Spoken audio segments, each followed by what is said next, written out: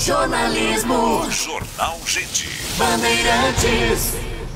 São 9h30. Nós estamos recebendo aqui na Rádio Bandeirantes, no novo estúdio de vídeos do canal da Rádio Bandeirantes no YouTube, ao vivo também em AM 840, FM 90.9, no site radiobandeirantes.com.br, no nosso aplicativo Band Rádios, o governador de São Paulo, João Dória, no estúdio aqui conosco, para responder as nossas perguntas. Ele participou há pouco da inauguração do Band News TV, o canal 24 horas de notícias aqui do Grupo Bandeirantes de Comunicação. Governador, prazer em recebê-lo aqui também para conversar um pouquinho conosco e com os nossos ouvintes no Jornal Gente. O que o senhor achou dos estúdios lá embaixo, hein? Gostei, e desse aqui também, Pedro. Esse é novo, esse estúdio aqui, Thaís. Bom dia.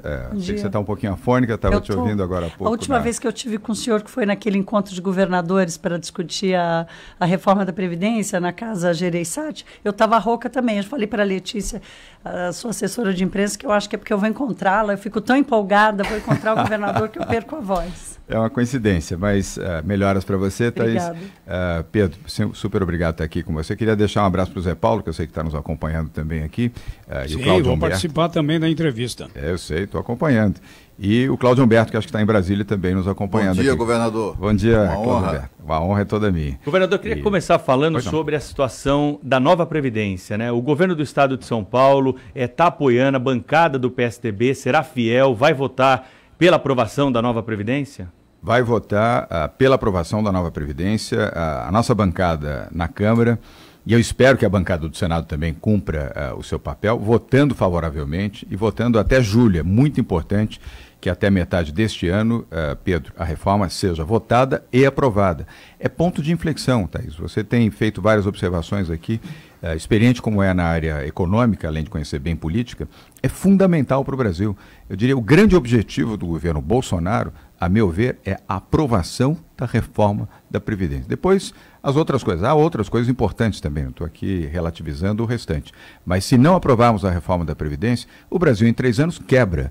E o Brasil, mais do que tudo, não receberá investimentos que estão contingenciados, estão represados e que virão ao Brasil em larga intensidade, Pedro, se tivermos a reforma da Previdência aprovada e realizada até metade deste ano. Já a partir de agosto, começam a abrir as comportas, Thaís, de empresas investidoras aqui no Brasil, que já estão aqui há 10, 15, 20, 30, até muito mais anos, e cujas matrizes seguraram os investimentos na expectativa da reforma da Previdência, porque todo economista, todo analista sabe que isso é importante para a estabilidade de longo prazo de investimento. Ninguém faz investimento especulativo aqui, vem num mês para sair 3 meses depois. São investimentos para durar 30, 40, 50 anos. Precisamos ter regras claras, consolidação jurídica, mas também saúde financeira do país. E a reforma da Previdência traz esses fatores positivamente ao nosso país. Governador, e a reforma fiscal, governador? A guerra fiscal com outros estados, como está prejudicando os investimentos? Não há mais isto, Zé Paulo. Neste momento, nós temos o Fórum de Governadores, que eu tive a iniciativa de recompor logo em dezembro, antes da posse, inclusive, dos governadores em Brasília, e vocês acompanharam, e a Thaís, inclusive, acompanhou alguns desses movimentos até em loco, presencialmente aqui em São Paulo. Todos os governadores estão conscientes de que a guerra fiscal é ruim para todos. Ninguém ganha com a guerra fiscal, exceto aqueles que são beneficiários diretos da guerra fiscal. Agora, políticas de incentivo, políticas de valorização nos estados para permitir que o capital privado nacional ou internacional permaneça onde está, que se amplie, que se multiplique, isso é saudável, isso é bom, isso é política fiscal e faz parte, eu diria, do direito de cada governador de praticar. E os governadores sabem disso. A guerra fiscal, ela é ruim, nociva. São Paulo não faz, não vai fazer, e tenho a convicção que os demais estados também não vão seguir nessa linha, Zé Paulo. Esse acordo de incentivo que acaba beneficiando a General Motors aqui em São Paulo, alguns economistas, até estava citando aqui agora há pouco, o governador Bernardo Api, um artigo ontem no Estado de São Paulo, dizendo que sim, que está de volta aí a guerra fiscal com utilização do ICMS. E aí eu queria, o senhor já disse que não, enfim... Eu gosto muito do Bernardo Api, mas ele está mal informado. Na sequência eu explico, desculpe. Pois não, eu queria só saber, porque assim, o governo federal passou a tomar um rumo completamente oposto à decisão desse pacote que o senhor anunciou junto com o Henrique Meirelles. A posição, inclusive, do secretário Carlos da Costa, que é o secretário da Produtividade e do Emprego, com relação a isso. A posição do ministro da Economia é bastante enfática. Ele chegou a dizer, vamos salvar a indústria apesar da indústria, quer dizer, o fim dos subsídios. O próprio secretário diz assim, se quiser vir pedir subsídio, proteção ou mais gasto, a gente não atende. E aí o governo de São Paulo resolveu atender a esses 3 pedidos? Primeiro, não é a posição do ministro Paulo Guedes. Posso lhe assegurar, tenho falado com ele todos os dias, inclusive nesses dias que ele esteve em Washington. Todos os dias, não é um dia sim, um dia não. Todos os dias. Ele acorda cedo como eu, é madrugador, e nós falamos normalmente pela madrugada. Foi infeliz a colocação do secretário Carlos da Costa. Quero deixar registrado aqui. Não quero mal a ele, mas foi muito infeliz. Thaís, nós salvamos 65 mil empregos. O que vai dizer um secretário do governo Bolsonaro para 65 mil desempregados na porta da Secretaria da Fazenda em Brasília? O que diria esse secretário? Dane-se, não é meu problema. Desempregados, vocês, os seus familiares, 65 mil desempregados, são mais de 300 mil pessoas em sofrimento. O secretário diria isso? Quem quer ir embora, vá, como foi a manchete do jornal Valor Econômico, numa infeliz entrevista que ele deu. Foi profundamente infeliz. Nós não precisamos fazer subsídios, não precisamos fazer proteção. Agora, política de desenvolvimento econômico e política de apoio para o capital privado, em São Paulo, nós estamos fazendo e vamos continuar a fazer para proteger empregos, para gerar mais empregos, para estar ao lado dos trabalhadores, para estar ao lado dos que são eficientes, produtivos e trazer novos investimentos com segurança jurídica e um governo que é pró-mercado. A nossa posição não é diferente da posição do governo Bolsonaro. A minha posição é rigorosamente igual à posição do ministro Paulo Guedes. Tanto é que eu estou afirmando a vocês que ele não compartilha desta opinião, que aliás já foi revisada por parte do secretário Carlos da Costa. Todo mundo tem direito a um momento de infelicidade. Eu perdoo por isso também. Pois não, Cláudio Humberto? Governador, tem um assunto aqui que é uma reclamação que é recorrente aqui dos nossos ouvintes, que é a questão das balsas, governador. É um problema sério.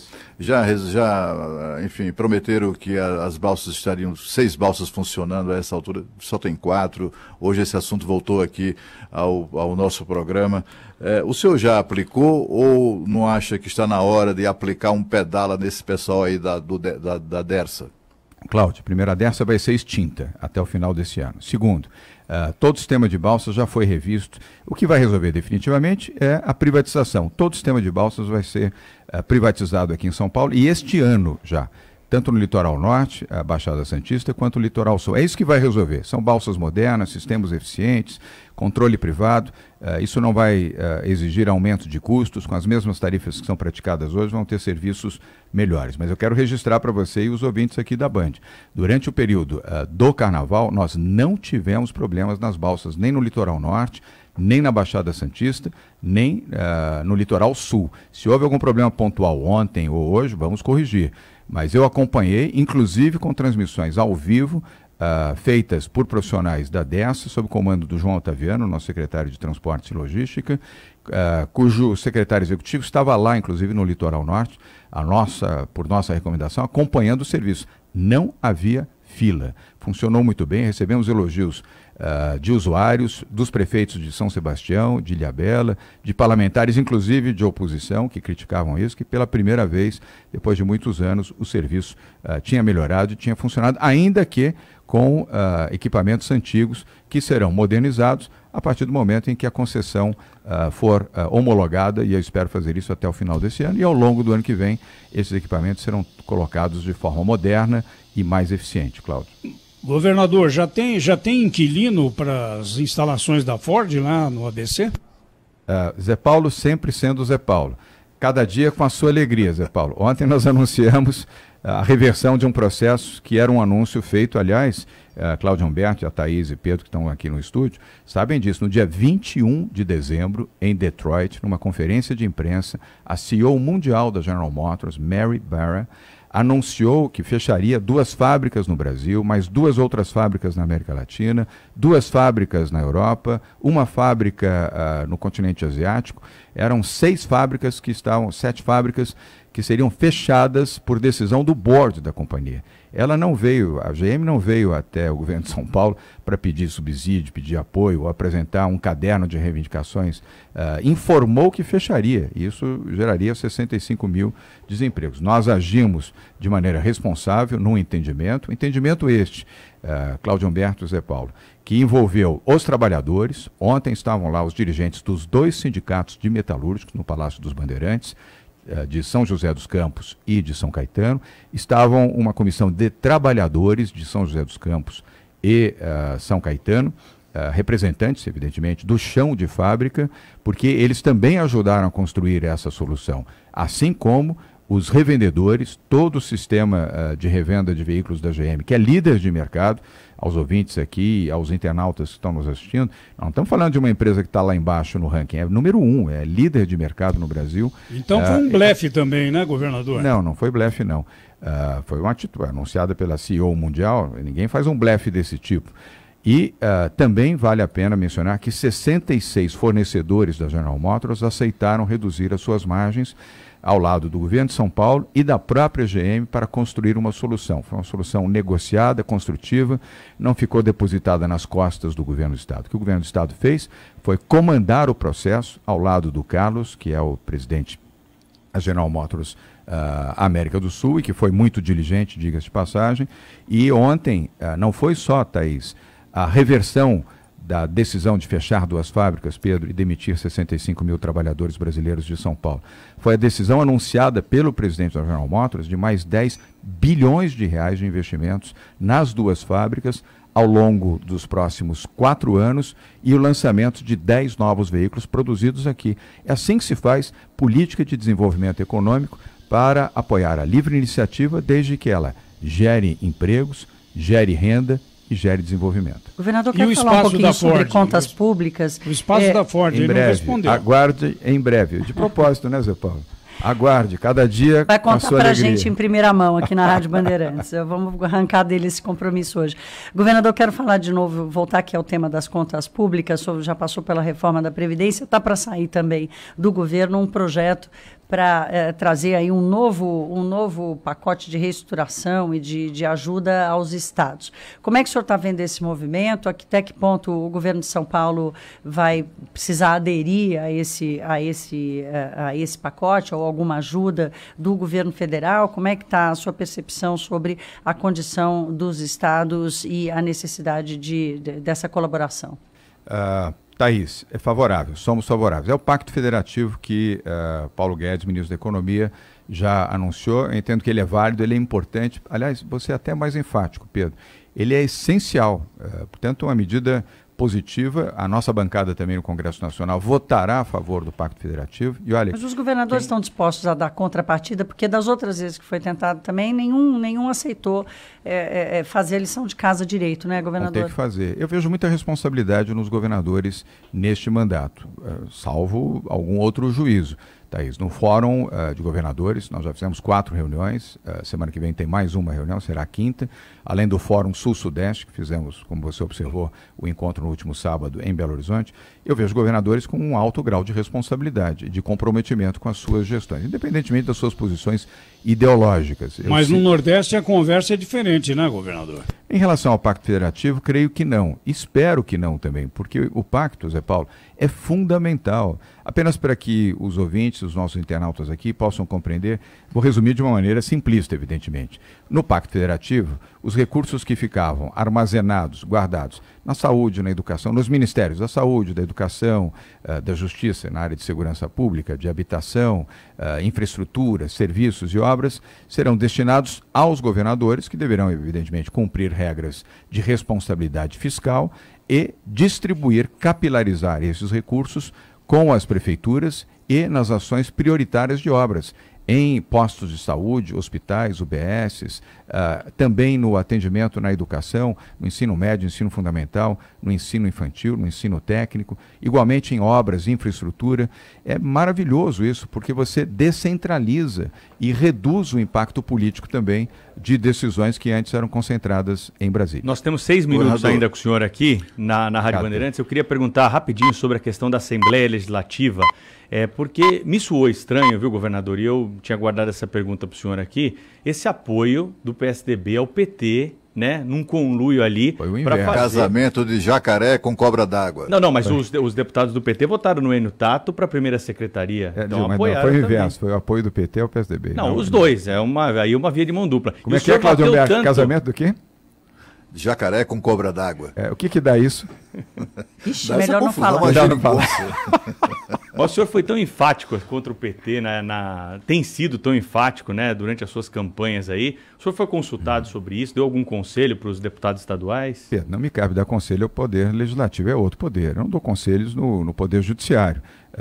Cada um sabe o que faz. Sim, mas tem uma bancada tucana aí que sabe conduzir. Ligada ao senhor, né? Pois mas eles sabem o que fazem.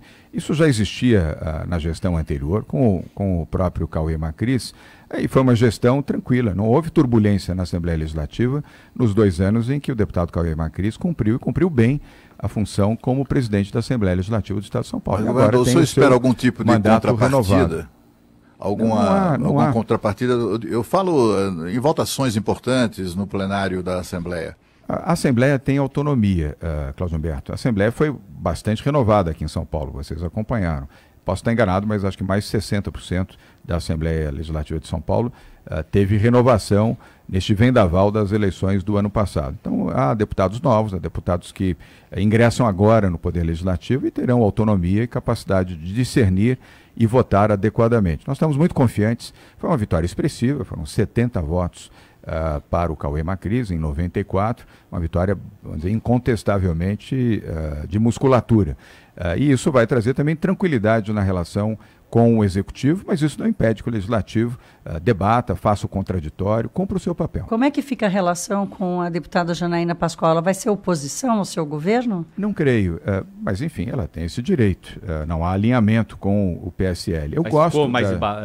Houve alguma rusga aí na relação com ela? Porque o senhor é muito chegou a ser próximo dela, né? Não, e me considero uma pessoa próxima a ela. Eu gosto dela, eu tenho uma boa relação com ela e respeito a Janaína Pascoal. Agora, campanha é campanha. A campanha é que nem jogo de futebol em semifinal ou final, Zé Paulo, Cláudio Humberto. Tem canelada. Se você for guardar mágoa de jogo de futebol, onde você vai para disputar semifinal ou final do time adversário, você deu uma canelada, deu uma entrada mais dura e tal, você não vai jogar mais futebol. É que nem na política, você não pode ficar guardando rancor e mágoa durante o processo eleitoral. Depois terminou.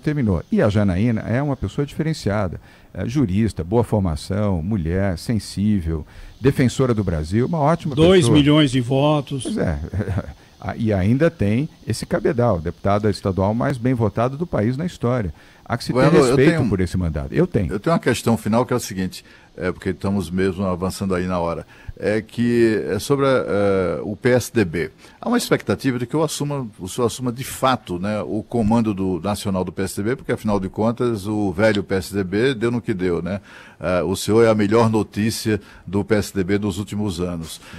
Há uma expectativa de que o senhor, assumindo de fato esse comando, não necessariamente a presidência, não sei como é que está isso, mas o comando de fato do partido, promova uma série de mudanças, a começar por uma limpeza, uma certa asepsia, digamos assim, a começar pela expulsão do ex-governador e deputado Aécio Neves. É por aí?